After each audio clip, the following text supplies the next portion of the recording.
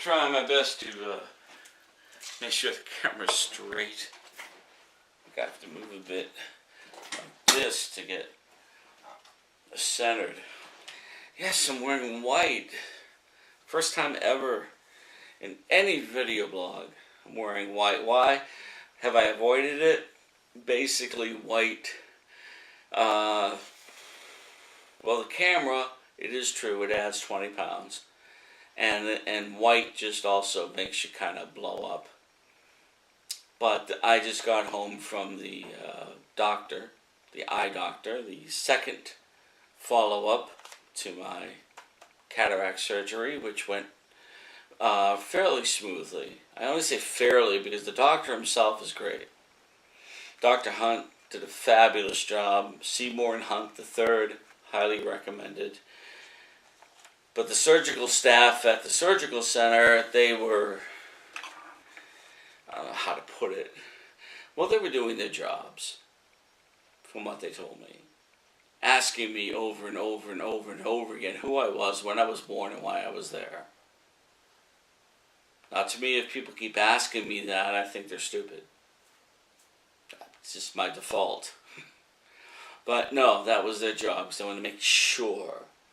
Apparently, there's been like so many instances of the wrong patient being wheeled into surgery and having like the wrong procedure done. I mean, for God's sakes, they even put a little magic marker over the eye to make sure that wouldn't happen either.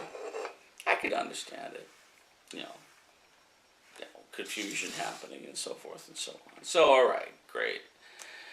But what really got me was this one nurse who insisted on going through every medication I took.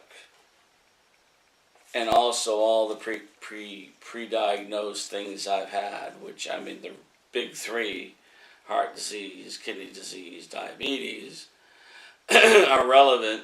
The knee problem's relevant, but not, I mean, they're active, but they're not going to affect my eyesight. Nothing else I listed. I mean, valid diagnosis, but they're long gone. Happened years ago, past that point. She just wanted to know about everything. And that was 6:30 in the morning is not a very good time to grill me. You know, because it was kind of like that. It was like a questioning. I wasn't being asked questions. There's a difference between being asked questions and being questioned.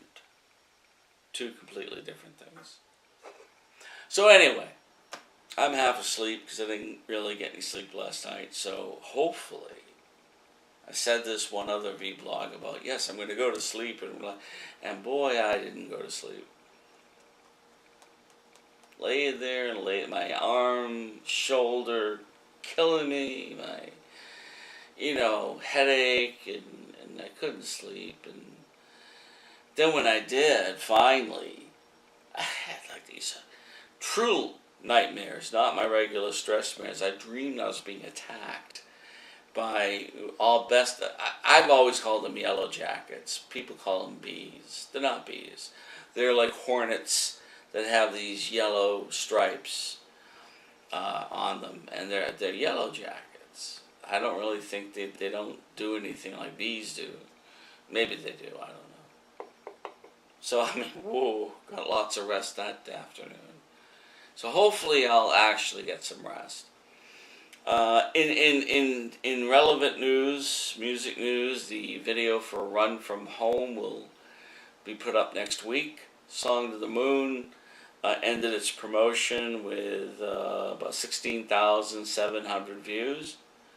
So I thank everybody for tuning in to that, making that grand old song, which was done originally in 1988, but didn't see public release till 1990. 1988 sounds like 1888 to me. But that grand old song, it is the best, I think, overall production. I can't ever complain about anything Ed played or ever that there was any lack of quality in anything Ed did and I did during those years. But definitely as far as production, feel, everything. That's that track, Song of the Moon. All it ever needed, in my opinion, was that special bit of mastering that only several studios in the world do, like Record Plant in New York and so forth. The real pro $1,000 an hour places or more now, $2,000 an hour. You know, they add that fairy dust, as it's been called, that just turns a recording into a pro recording. You know, and pro has nothing to do with the quality of musicianship or any of that. It has to do with, it's got that certain feel that mastering process that they use adds.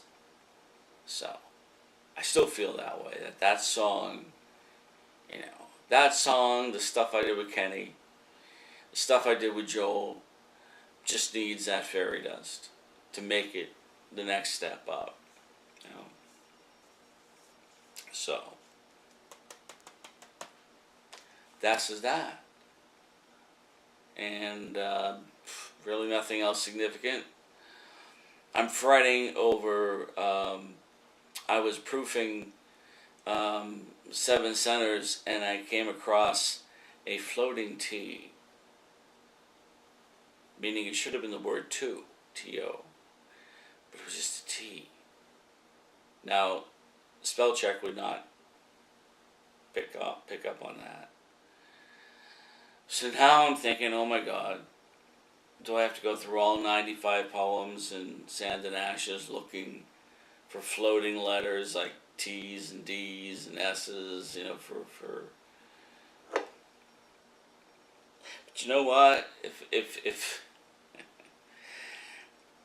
then every volume I published has something like that in it. Because I never drilled to that level. So maybe not. Spare myself the tremendous headache. So I just hate going back.